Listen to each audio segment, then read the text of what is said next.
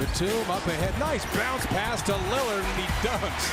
Now resets to Harden. Harden on the move. Down the lane against Lopez. Shot blocked by Aldridge. Here he comes. He's got room. Lillard for the tie. Got it! With 3 seconds left. Where have you seen that before? I'll tell you, Lillard. Oh, he packs it on Gobert. Gobert, you're a poster.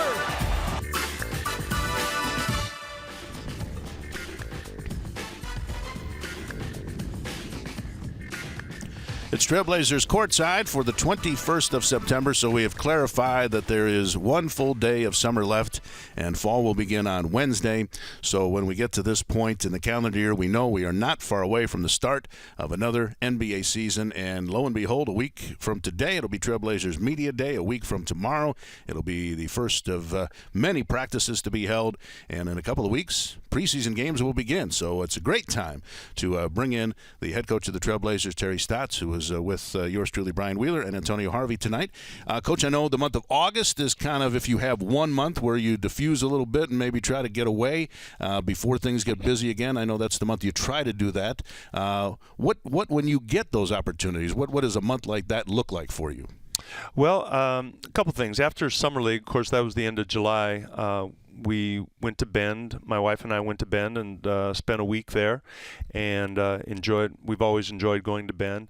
But our big trip in August was we did a driving vacation up through Canada. So we drove from here to Port Angeles, Victoria, up to Nanaimo, over to Whistler. Obviously, we took a ferry, drove to Kamloops, Jasper, Lake Louise, Moraine Lake, down through Montana, Spokane, and then back here. So all told, it was 12 days, 2,200 miles, and the Canadian Rockies are very impressive. See, that's the kind of trip I like to take. That's a summer vacation to me. I don't need to get in an airplane. Give me a car and gas, and I'll get to where I'm going. It's we used to like to do that but we didn't make hotel reservations. We just get in a car and go and stop where we want to stop. Now we're at the age where we make sure we got reservations, everything's set. We know where we're going to stay. We know what we're going to do. We got a plan, rather than just get in the car and let's go west. Do you notice a discernible difference in how you feel when you come back? I mean, do you feel relaxed? Does it kind of clear the senses and get you ready to work again? Yes and no. To be honest, it never goes away. I mean, it's always in the back of my mind. Even, in June, you were figuring out what the roster is going to be. I think most of my summer is spent on thinking how I'm going to address the team that first day of training camp, the night before, what my message is, what we're going to be about, and that never really leaves the back of my mind all summer. But the Canadian Rockies was one of my bucket list things to see in North America, and I was glad to be able to check that off. Now, you mentioned addressing the team and what it's going to look like this year. Very different, I think, is the first thing you notice. This is going to be a different team, and it may even call for a different style of coaching. It seems like every year that you've been in the league, you've had a relatively normal roster in terms of makeup and age. This roster is going to be a little bit younger than what you used to. I'm really looking forward to how this season evolves. Going to my first year, I really wasn't quite sure, but obviously we knew LaMarcus and Nick and Wes were going to be part of it. Obviously, Damian being the first-round draft pick was going to be a part of it. But other than that, there was a lot of uncertainty with the rest of the players. What I'm looking forward to this season is what we become, both individually and collectively, and I think that's can be really rewarding as a coach. And we've got 11 first-round draft picks on our roster right now, so we've got a lot of young talent. I think the majority, if not all of the players on our roster, their best days are ahead of them. Teaching is going to be at a premium, but I think my staff has done such a good job of working with young players since I've been here, and you look at how the young players on the roster have developed throughout the year, whether it's Damian or CJ or Myers or go back to Will Barton and Joel Freeland, they all got better over time, and that was with relatively light playing time, because of our starters. So I'm really looking forward to coaching this team. It's a great bunch. I've gotten a chance to know some of them. They've been in the gym a lot working. They're very coachable.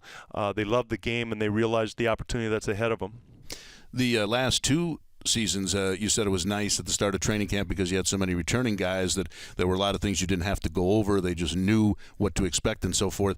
Will there be a lot more, maybe less assumption that there's some known ideas about what you're expecting? Will you maybe have to, even though you have some returning guys, will you maybe have to say, I know maybe you guys have been through this, but I've got a few too many guys that maybe haven't, that you have to kind of start from scratch with some guys? Yeah, it's going to be interesting. I try and compare it to my first year here, but that was a whole new coaching staff coming in, and the whole roster, even though we had some veterans, everybody's kind of learning what we were trying to do.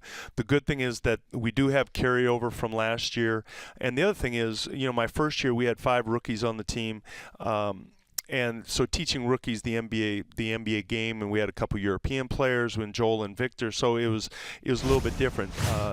Even though we're a young team, we've got other than Pat Connaughton, we've got guys who have played. Mason Plumlee has played a lot of games, and Ed Davis and Al-Farouq Amino and Mo Harkless, and so all these guys are young players, but they have 1, 2, 3, 4 years in the league, so it's not.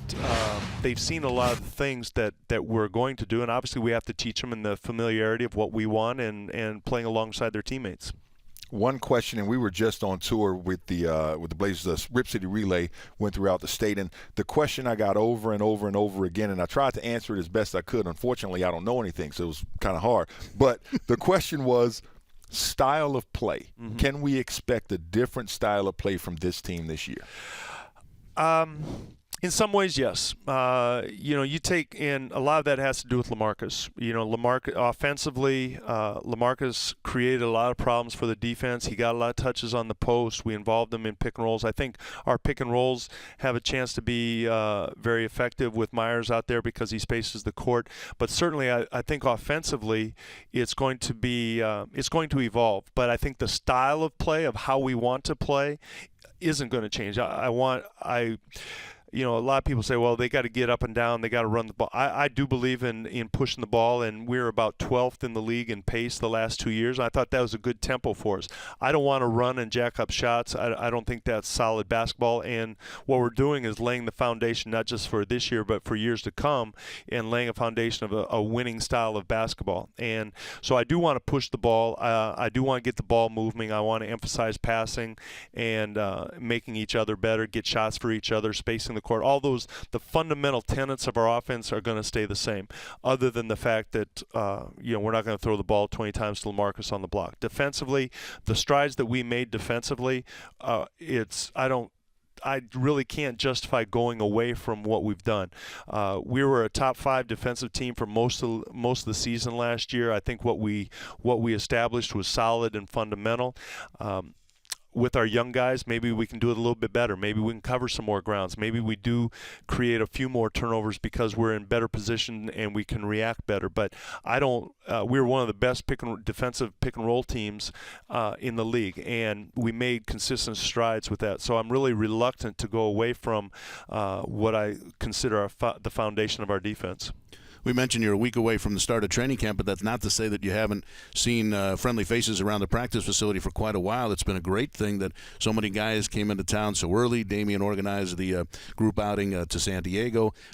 If you could clarify for everybody what exactly you as coaches are allowed to do during the period of time before the start of training camp in terms of watching games and in terms of any kind of actual coaching with the players that are here early. Well, we can work with our players. We can do individual workouts, 1-on-1, 2-on-2, 3-on-3, which is kind of what we do over the summer. What we're not allowed to do is 4-on-4, 5-on-5, coach that in any way. We can't put in our offense even though there's no defense. We can't have 5 offensive players out there and be putting in our system. We can't do a defensive drill that we like with shell defense where 4 guys are moving around and getting into the positions. So we really keep it at 3 players max on the court, and you can actually get a lot done with those type of drills. You can implement some of the basic tenets of offensively and defensively what you want to get done, so that when training camp hits next week, at least they've been exposed to some of the things that we want to get done. One of the other questions I heard a lot was about Myers and his growth towards the end of last year, and can we expect the same type of growth out of him? And, it's hard to say without being able to see him play all summer, but I have to believe, based on what we saw in terms of, it seemed like he was not flatlining, but he was kind of moving forward, and then the end of the year last year, he really took off on a vertical plane. Well, everybody remembers the playoff games, and, that's precious in everybody's mind. But the reality is that Myers is going to have a great opportunity in front of him to show that growth. And he's done a terrific job over the summer. I think people have seen how he can play. I think he learned a lot being with LaMarcus for 3 years, and he's going to have to create some of the same problems that LaMarcus did as far as in pick and rolls. His ability to shoot the ball with range will make things easier for Damian and CJ and other ball handlers to get in the paint and create problems. But he needs to keep getting better. He certainly hasn't plateaued, and he needs to keep getting better. But I think he's at the stage of his career, along with CJ, that the next step is for him to get minutes on the court, and with that, I think he'll be able to make another jump. Because of where Myers and CJ started, maybe their growth is a little easier to see. But a guy like Damian, Rookie of the Year, two-time All-Star, and yet he believes that he can be better, not only as a leader, which now he will have the opportunity to be as your best player, but also on the court. Where do you see his growth can be?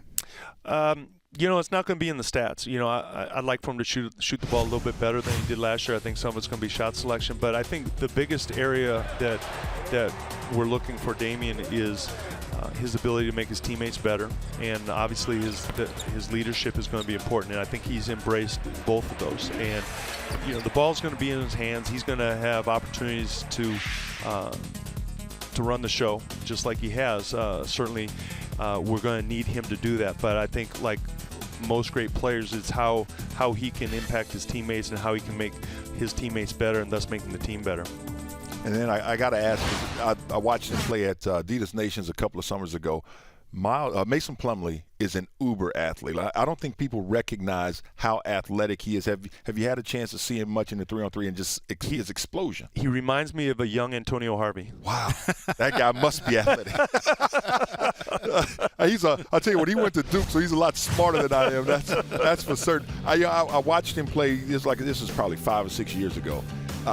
He is absolutely one of the most athletic guys at his position in the league. He is very athletic, and obviously he got a lot of notoriety. He was in the dunk contest, but what I've come to see in September is how skilled he is. He might be the best passing big man that we've had since I've been here. He handles the ball well. I think you're going to see him bring the ball up the court and make some decisions off of a rebound. He has very good basketball instincts. Hopefully he makes a jump in his free throw shooting, but from a basketball IQ, he's a team player. I think you're going to see him make some plays that, as a teammate, if you know that you have a chance to get the ball, then you're going to cut a little bit harder. Right. You're going to run a little bit harder, and hopefully those things will play off of each other. With young guys, I know you as head coaches always have to wrestle with this sometimes. Where does a young guy get better? Is it through playing time? And you have often said there were times where Myers wasn't playing in a game, but you would tell people you're not seeing the growth that he's right. achieving in practice and so forth. So with more young guys, will it be maybe even more so than it's been in the past, where sometimes we may not see a guy in a game, but he may actually be making some pretty good progress that maybe just not everybody's getting a chance to see? Well, we've got a roster full of young guys, and I'm going to have to make decisions on playing time, and obviously there are going to be some guys who aren't going to play, and but the fact is they're all going to be working, and as I mentioned, our staff does a great job of getting them to work and having them work on their game. And so one of the things people always say, hey, you got to play the young guys. Well, everybody on the court's going to be young, so they can't tell me to play the young guys, because I will be playing the young guys. All right, we are just getting started with head coach Terry Stotts. We got some more thoughts for him before we let him go to join a great ceremony upstairs honoring the 45th anniversary of Trailblazer basketball with founder Harry Glickman and the mayor of Rip City, Bill Schonely. Also still to come on the program, we've mentioned the young guys, and a couple of them, Noah Vonleh and Afaruq Aminu. Mike Barrett had a chance to sit down with both of them, so we'll hear from them in the second half of the program. But let's pause for a short time out. We'll come back with more with Coach Stotts as we continue with this edition of Trailblazers Courtside, simulcast on the Blazers Radio Network, Comcast Sportsnet, and stream live at trailblazers.com.